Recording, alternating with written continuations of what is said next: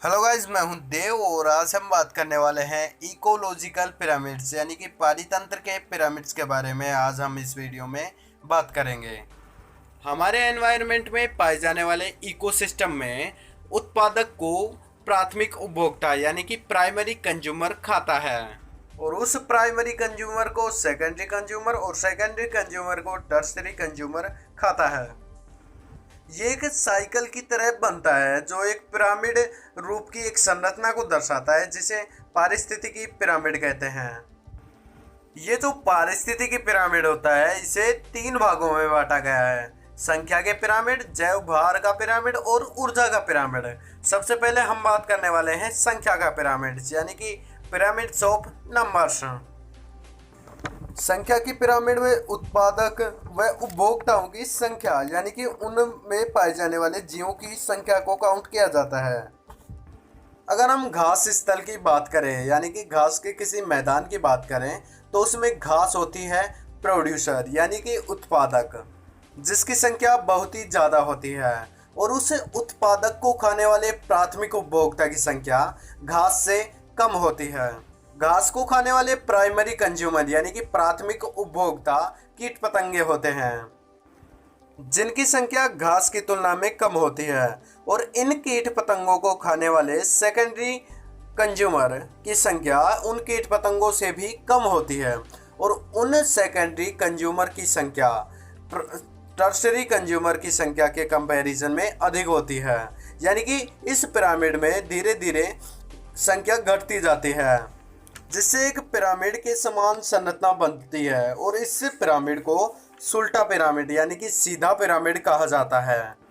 इसी प्रकार अगर संख्या के पिरामिड में दूसरा उदाहरण देखा जाए तो एक वृक्ष का यानी कि बड़े जटिल वृक्ष का उदाहरण देखते हैं, जिसका पारिस्थितिकी पिरामिड यानी कि जिसका संख्या का पारिस्थितिकी पिरामिड उल्टा बनता है। वृक्ष पर पाए जाने वाले पारिस्थितिकी पिरामिड में वृक्ष उत्पादक होता है जिसकी संख्या केवल एक होती है। वह इस पर पाए जाने वाले जो प्राथमिक उपभोक्ता होते हैं जैसे चिड़िया, जिनकी संख्या बहुत अधिक होती है। वह इन चिड़ियाओं पर भी पाए जाने वाले सूक्ष्म जीव जिनकी संख्या चिड़ियाओं से भी ज़्यादा अधिक होती है, सेकेंडरी कंज्यूमर यानी कि द्वितीयक उपभोक्ता कहलाते हैं।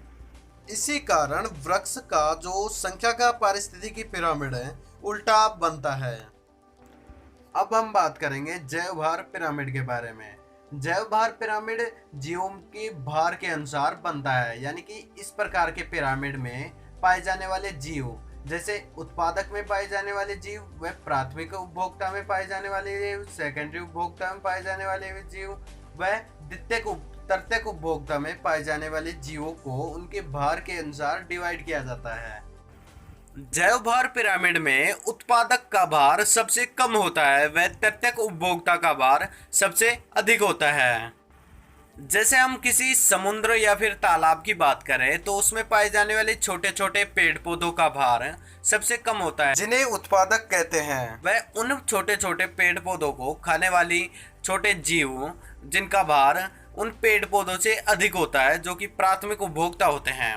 उन प्राथमिक उपभोक्ताओं को खाने वाले सेकेंडरी उपभोक्ता यानी कि द्वितीयक उपभोक्ताओं का भार अधिक होता है। इन द्वितीयक उपभोक्ताओं में छोटी छोटी मछलियां आती हैं।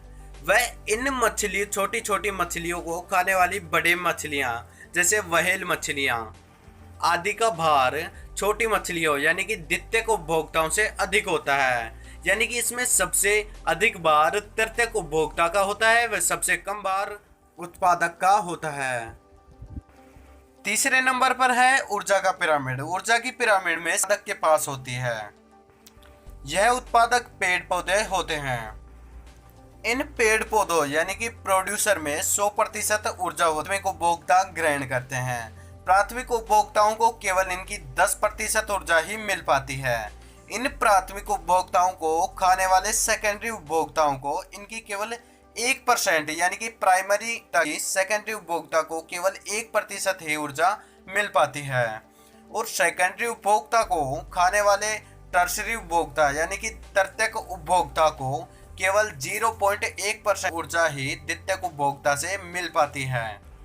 ऊर्जा का पिरामिड हमेशा सीधा ही बनता है, क्योंकि उत्पादक से प्रत्येक उपभोक्ता तक ऊर्जा का स्थानांतरण होने पर ऊर्जा का ह्रास होने लगता है, यानी कि उतनी ऊर्जा नहीं पहुंच पाती है प्रत्येक उपभोक्ता तक जितनी उत्पादक के पास होती है। यानी कि ऊर्जा के पिरामिड में ऊर्जा का स्तर घटता जाता है, यानी कि ऊर्जा कम होती जाती है। तो आपको ये वीडियो कैसा लगा हमें कमेंट करके जरूर बताएं। धन्यवाद। जय हिंद।